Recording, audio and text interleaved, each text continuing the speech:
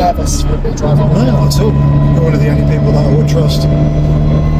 A few moments later. Probably agree. What have I got no pedal? I smell fuel. Yeah, it's all off, yeah? Yep.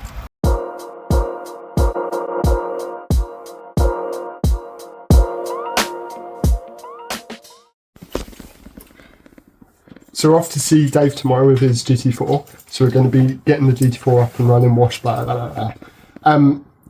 I thought I'd share with you the experiences of owning a 90 shits box. Just come with me. It's not been started for about 3 weeks. Let's put you down. Here maybe?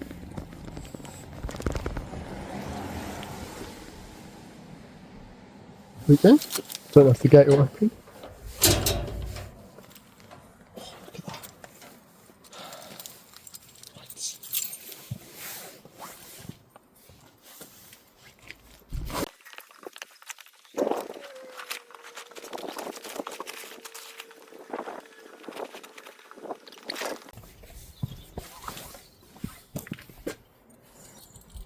Wow. Good stuff.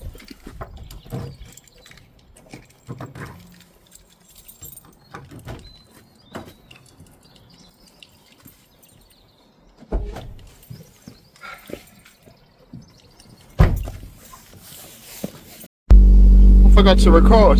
Damn it! Hang on.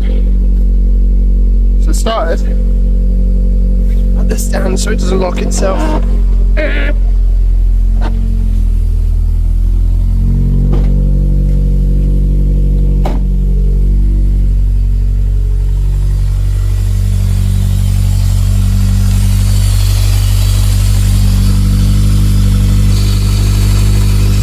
Just gonna give it a hot minute to warm up.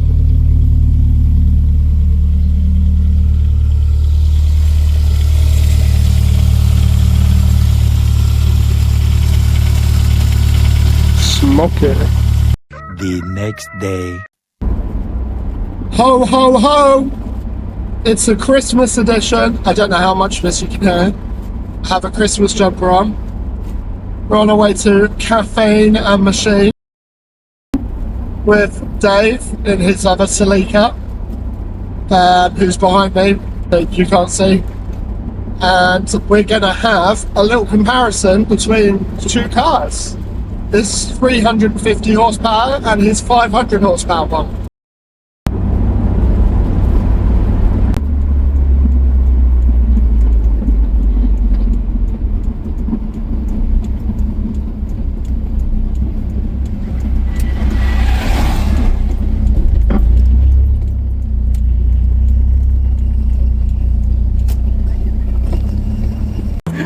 We are here at Caffeine and Machine with Dave. Say hello, Dave. Hello. Got the whitest music in the background. Yeah. Cuts.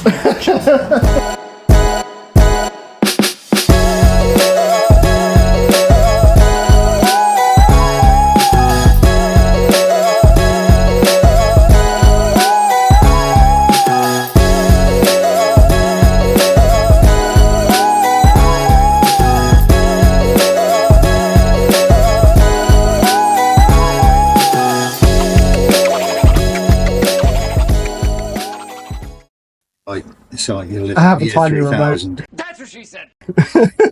So we are here today with Dave. Say hello, Dave. Hi.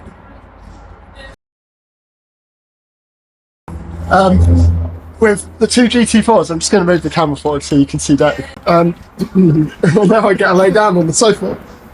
So Dave, do you want to tell us about your GT4? Because how long have you had it?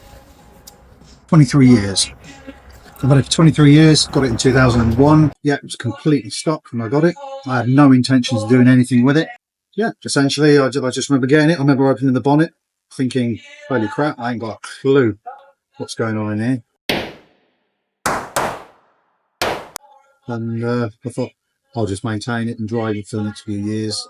Went through the process of getting delusions of grandeur, like everybody. Yeah. The 650 horsepower builds in mind. So what's the spec now?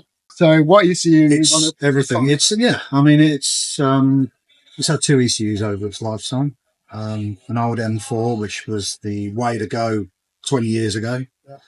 Now has a Link Fury. Confident to say it's probably one of the most modified GT4s in the country, and yet it doesn't look like it's got anything other than wheels in the back next. Yeah, because yours is, whenever you go to a show, you have to like kind of explain to people why it's cool. Because people are looking at it and they're like, it's not got a body kit and it's not got fancy arches and all this. What's no, the interior standard seats. It's, and I mean, I think you kind of agree with me that Toyota got the looks of these things right straight out the box. Yeah. So what's the spec of the engine? The engine is a Rev4 block. It was cherry picked. It's a standard crank, some cryo rods and JE pistons, which once again was what you did 15, 16 years ago when the engine got built. Standard back in the day. Yeah, JE pistons running absolutely everything. They're just standard. It's just stainless valves and pressure case springs, but they don't give you anything, big reliability. No point in the polishing, standard cams. It's a fairly sort of standard build. It's probably the only forged build that I know that's lasted. Oh, yeah, I mean, it's been running for 13 years, 14 years. It's done 20-something thousand miles. It doesn't burn oil. Dave donated me his 3076. It was on my last car. I basically built, my last build was Dave's previous build on my car, but not quite as good because the engine wasn't as good as Dave's was. So what are you running now? You've got 25. Yeah, it's the G25 660. I was an early adopter, so I think I was one of the first to. You were the first in the country, wasn't you? On a 3S. Yeah, it's a tubular manifold that was made by Hayward and Scott. 3-inch system all the way to the tip. So NVR wastegate. Going to vent of atmosphere, so screamer. So Dave's got something slightly different with the fuel lines wise. On the GT4, you have to drop the tank. Well, there's like a stupid rubber hose into the top of the tank that always seizes up. Yeah, because it's like a tapered thread. So Dave did it a little bit different back in the day. With a Bosch 044 in tank, which should be an inline pump, really, but it's been working great. But to get that out, you had to have dash 6 bulkhead fittings on the cradle, which take the fluid actually into the boot, and then through more fittings down through the boot and back under the car to the front of the car. So that does actually give us the ability to disconnect the fuel and have the fuel tank out in 15 minutes. Yeah, as opposed to half a day or whatever it takes to get all the pipes off. Yeah, so I'd like to do, but I might go radium tank if radium are going to send me a fuel tank. So suspension, tyres. Yeah, Team Super Street. They are really superb and get decent ride out of them, comfort, and some pretty good handling for off-the-shelf suspension. On the Super Strut on the GT4, you have to cut the old strut off the hub. That's essentially like a hub with an arm coming down, and then you have to weld the new strut in. So that's why not many people make coilovers. So if they do, you have to make them yourself. The brakes, I've very recently refurbed the brakes, put some new pots, new seals, and PBS pads. Your recommendation. Some Mantec discs. And it's night and day from the last set of pads that I was using. I've used those Tech for a long time. Superb.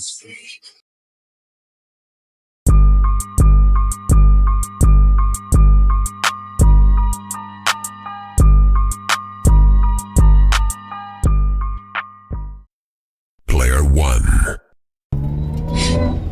We're in Dave's car. Which they can hear us. If they can hear us. So the first thing that you will notice, besides the turbo, which sounds insane, is the gearbox. So we forgot to mention earlier about the gearbox. What have we got for gearbox? It is a PPG straight cut dog engagement gear set in a standard housing. Yeah, I don't know, this might be a little bit too loud. Currently running what boost are we at the moment? 1.2. 1.2, and it's also worth mentioning that I've got water meth as well, so that's been mapped in with a fail safe. So what sort of power level is 1.2 bar? Well, 1 bar with no meth was 374 horsepower, so I'm guessing 1.2 with the meth is probably around 410, something like that, 410, 420. At 1.2 bar. Yeah, 1.2 bar. What a difference of turbo is. Oh no, for sure. It's I hardly ever turn it up because I just don't need to. Even without the meth, 1 bar is fantastic. You know, it's blistering. It really is. It's fun. So I don't have to stress that ever so weak 3S block. My 1.2 bar is probably 340. Okay. So yeah, it's a big difference. I love this car. The intake temps, because we've been stuck behind that horse box for so long, everything's heat soaked. Yeah. So our intake temps are like 30 degrees, and they're coming down. Hello, hello, do you speak Germany? Right, 1.2.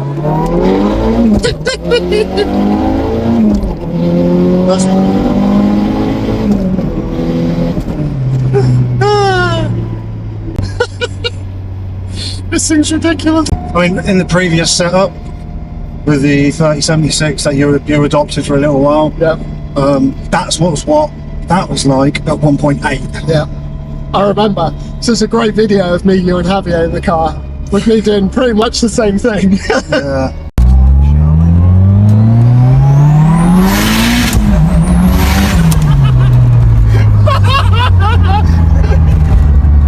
Don't really know what this is going to be.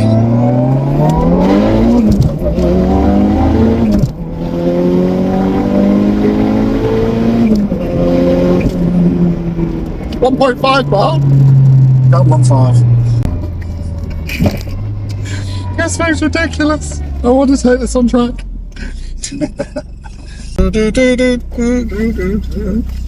Oh, I'm so used to getting this. Right, it's at 1.2 with the meth on, so. Nice. Oh, that's so annoying. To click that in properly.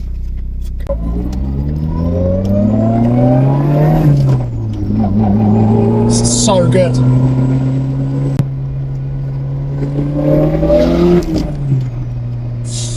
I love this car, Dave. I want this car. It is an event, but it's hard work. It's not one to be stuck in traffic in. Doesn't make any sense in traffic. I remember when I first put the dog box in, we went to Ace Cav for a meet, and everybody said, "Yeah, no, let's go to London. We'll see the sights." And it was me driving this car through central London at 10 o'clock on a Saturday night, and it was one of the worst experiences of my life. Yeah. But it's an extreme clutch, as you know. So yeah, it's This is so weird, driving this after driving mine. I mean, how different does it feel? The noises are similar. Fucking the turbo just comes on so quickly. It just feels like it just wants to go. It's like, come on. As you go around this corner, you will see a nice exit through a hedge. Nice. Do you want to go for it? No. Such a great noise. I really need a G-Series just for this noise. It's, yeah, the turbo's so suited because it is such a modern and such a capable turbo. It sort of compensates for the lacking in the 3S. Yeah. Woo!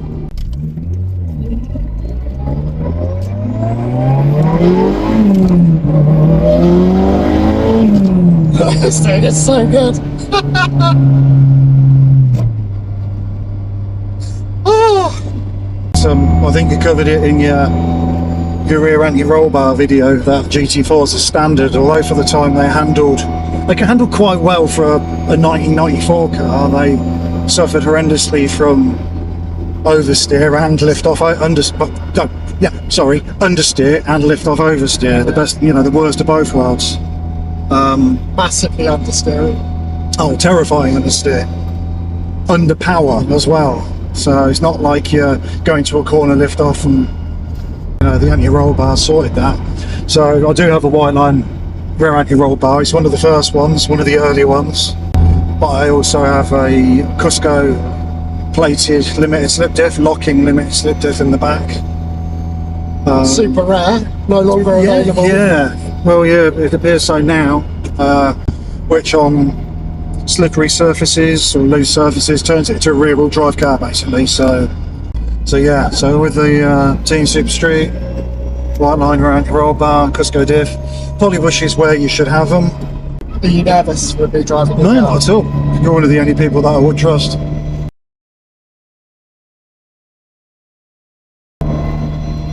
That's nice to know. So, well, I know you're not going to. Well, more important is the dog box. I'm terrified of people absolutely crashing the dog box, because big tips of the dog box is you do not short shift. If you're going for it, go for it. Shift in high revs. If you try and short shift, you're going to crash the box. Stop so we can get it in gear. No, that's it. Ah, newbie. Same clutch as me. I know, but it's up on the box. Are you in first? I think you're in the wrong gear. Yeah. After I just said about me driving your car. There we go. Okay, that's first. Yay!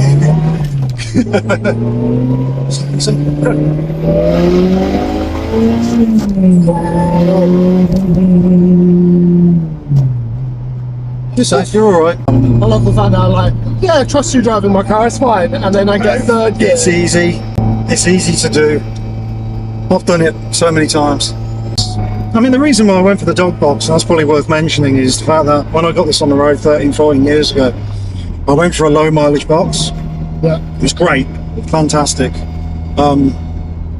But within 10,000 miles, the synchros are gone. I went for third, hit a wall. Because if you don't own a GT4, the synchros go in third, first, then fifth.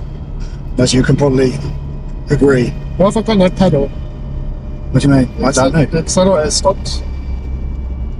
I honestly don't know. Oh no.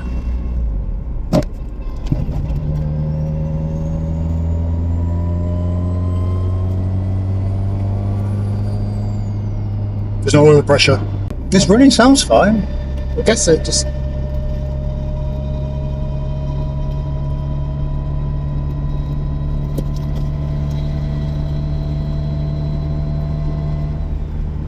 Sounds fine.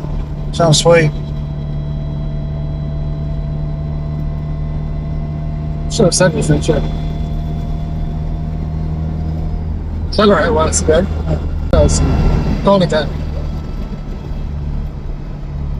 It's like a wires couplers. But there was a lot of shudder there, so it wouldn't surprise me if I've got nothing. you've got no power.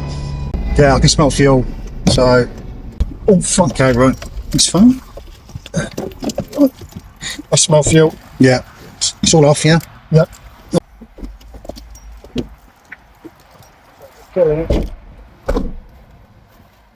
A few moments later.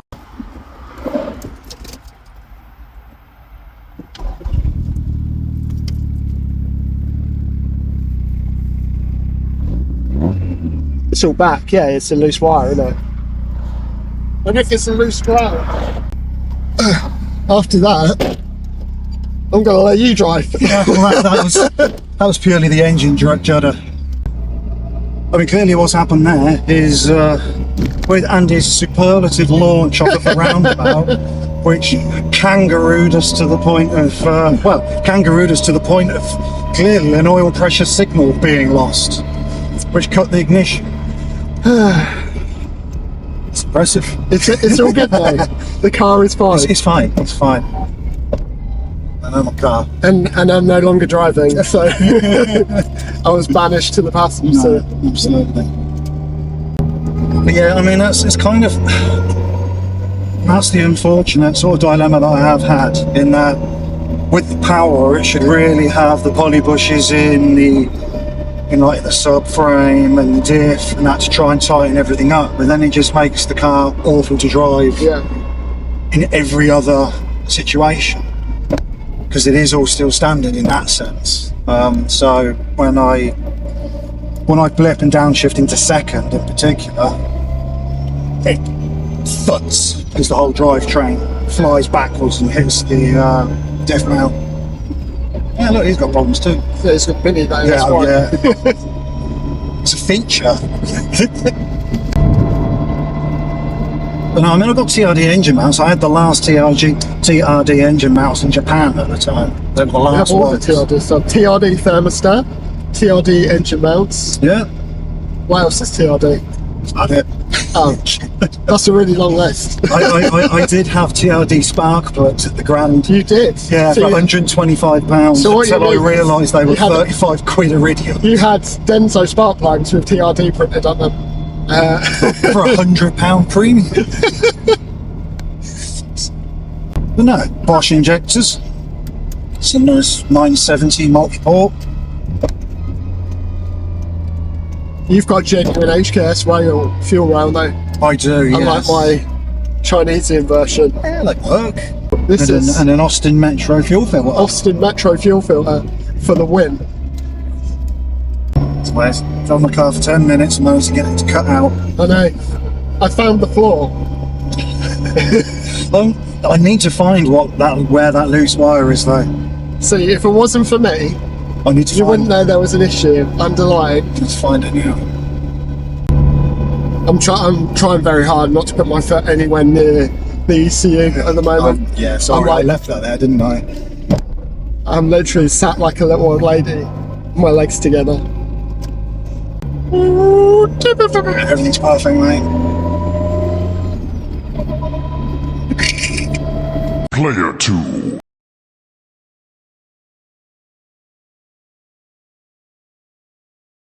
You want to go the same route? Yeah. Oh, fucking hell. Yeah, welcome to Buckets of Life. It's alright. It's like being a mine. Yours is actually nice, a bit quieter than mine inside the car. I say a bit, it's actually a lot quieter. It is quieter in here. Yeah, it's nice.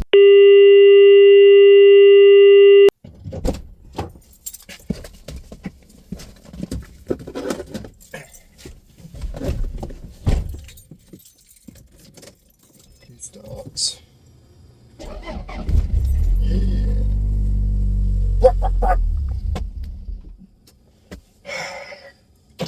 Sigh.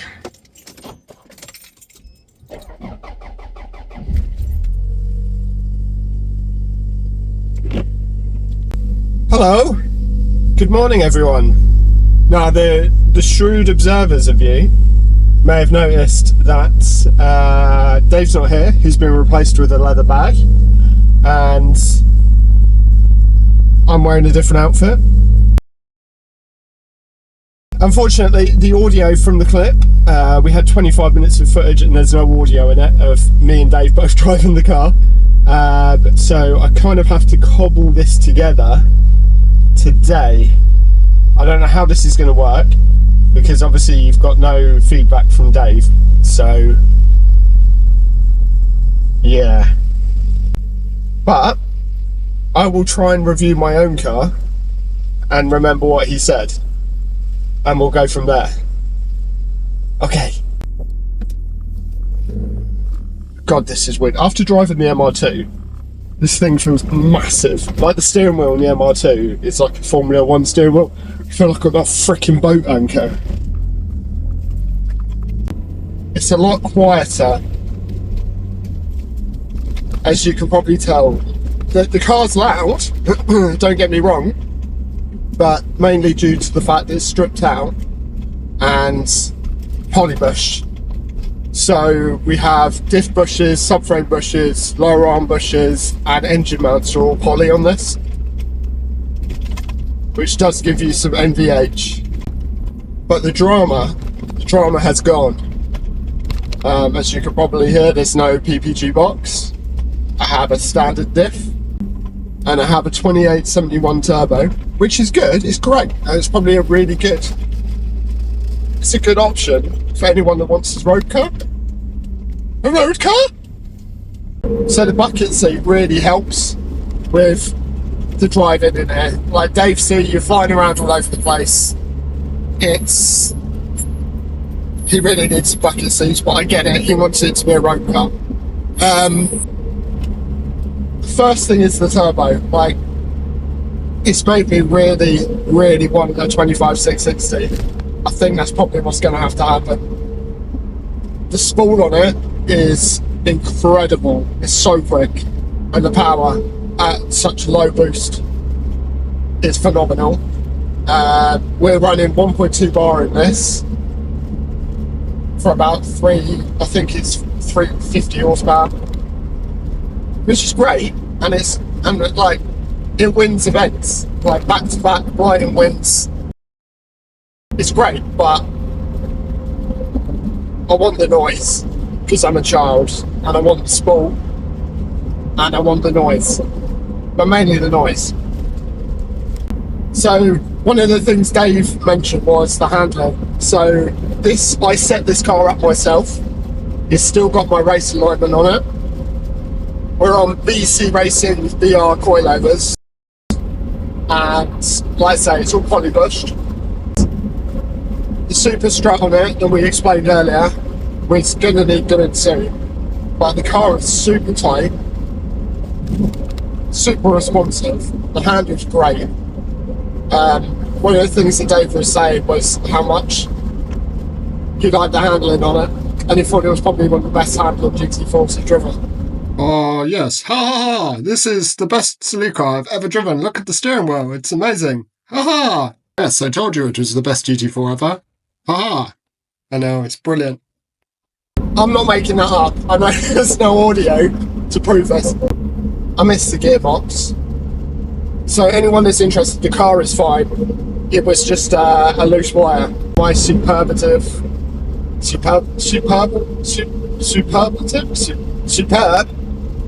launch with the dog box, which caused something to vibrate loose. So it's fine. The car's absolutely fine. Don't worry. But as you can hear, it is quite rattly in here. So the meth bottle rattles. The noise from the diff bushes through the carriers, because they're poly, is quite annoying. Sounds like a pinion bearing's gone. So when you get to about 50, it just goes, which is quite irritating. So this thing, the turbo is great. Like, I'm not complaining about the turbo. I think a 2871 on a 3S is probably the best road going turbo you could get. If I was to be speccing this for a customer, 2871 forged pistons, basically this build for someone that wants 350 horsepower on a road car is fantastic. As I'm doing track stuff in it, I'd like a slightly bigger turbo, more efficient turbo as well. But this is fantastic. I mean, I literally have no complaints about this build. I had the 3076 on here before, and I absolutely loved it. The noise, the drama, it was fantastic. It was 1.7 bar with meth on a 3076, and it sounded phenomenal, and it was 444 horsepower. It was great. I was using the car purely as a race car at the time. It was fantastic. When I cracked the block, I decided to take it off the road because the car was getting too valuable to be just a track car. So I went for a road build. This build, if you want a road build, spot on. If you're having a fast road car, you're not bothered about tracking it, get this build because it is fantastic. I have no dump valve because, as you'll hear,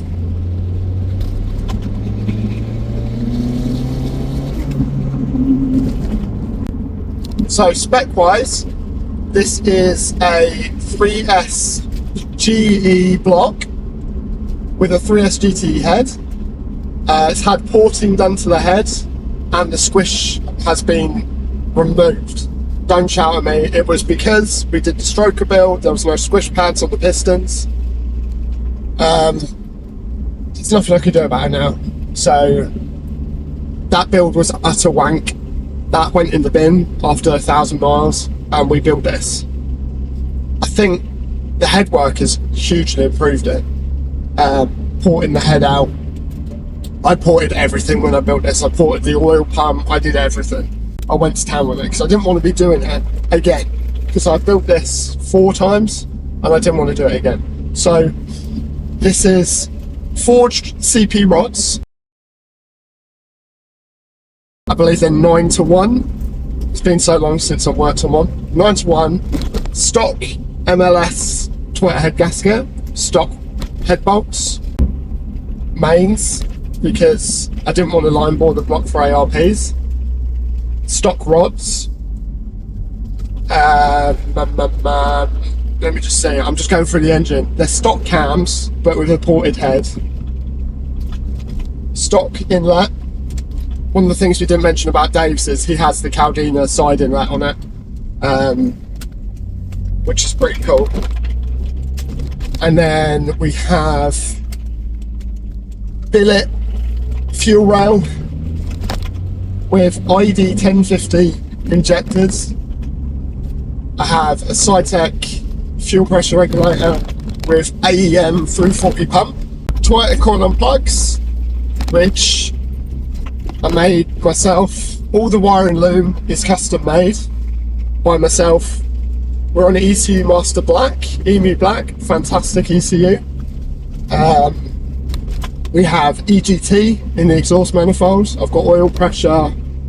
I don't have oil temp yet. We've got a 16-row oil cooler on this with no thermostat. Blitz 4-inch intake, custom made intake by Tom. Front mount intercooler is from an Evo 6, I believe, and all custom piping that I did. 3-inch and 2.5-inch. So 2.5-inch on the hot side, 3-inch on the cold. The exhaust, I don't know if you can hear me, so I'll just start shouting louder because it is raining as well, just to add a little bit of challenge to the audio. So the exhaust is a 3-inch straight through. I have a custom 3-inch downpipe. Got the Fensport midsection, 3-inch midsection with an HKS silent power rear, which is fantastic. If you want a road car, get that exhaust, because I had a nurseback on it before and it was so loud. Like, it's damaged my hearing. I used to drive it from down here in Cambridgeshire up to Croft, and just like 6 hours of that, just completely stripped out. I had no carpet in it or sound in it. It was completely stripped out. I used to do that a lot. So working on cars has kind of ruined my hearing. So suspension, BCBRs. BCs are fantastic.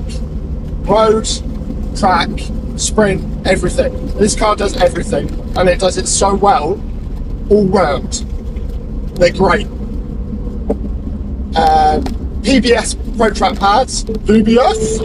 We love PBS.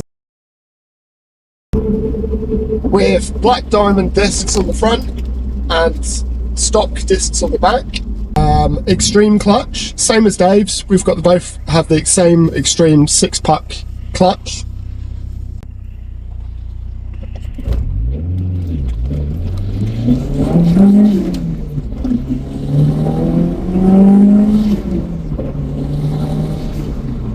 I just realised we're only on actuator pressure.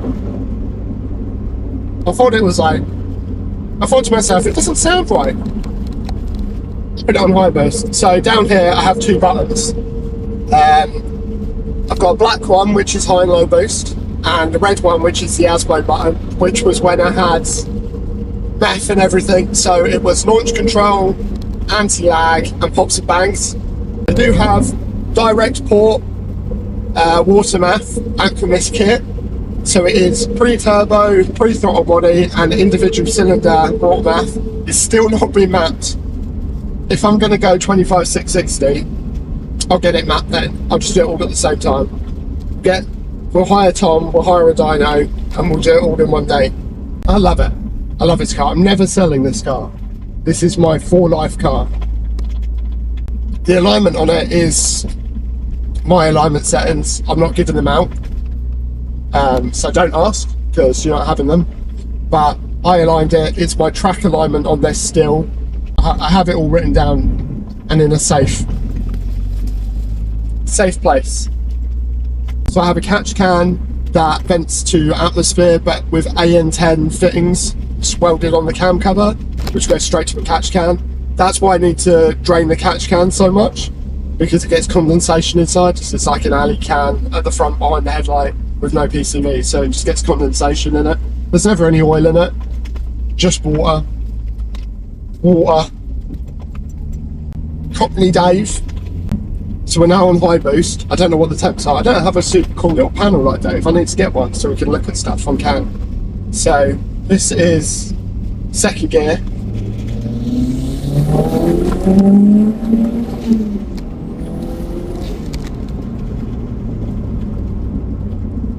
It's not slow in high boost by any means. I've been rambling quite a lot here.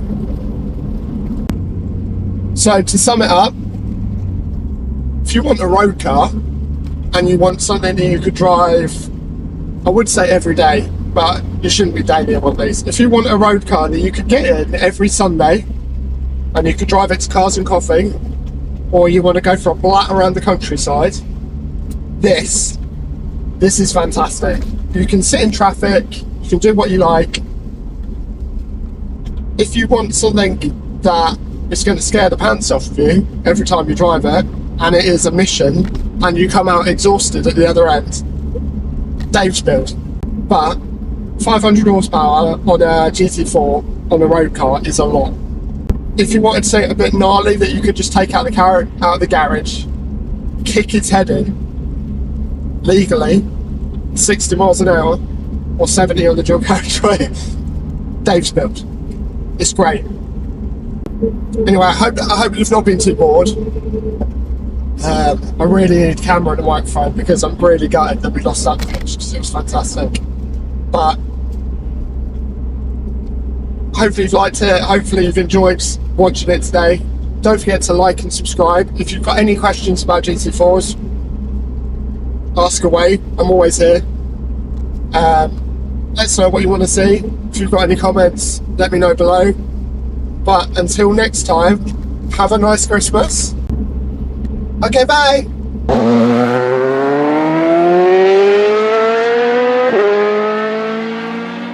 Oh, wow, that's so quick.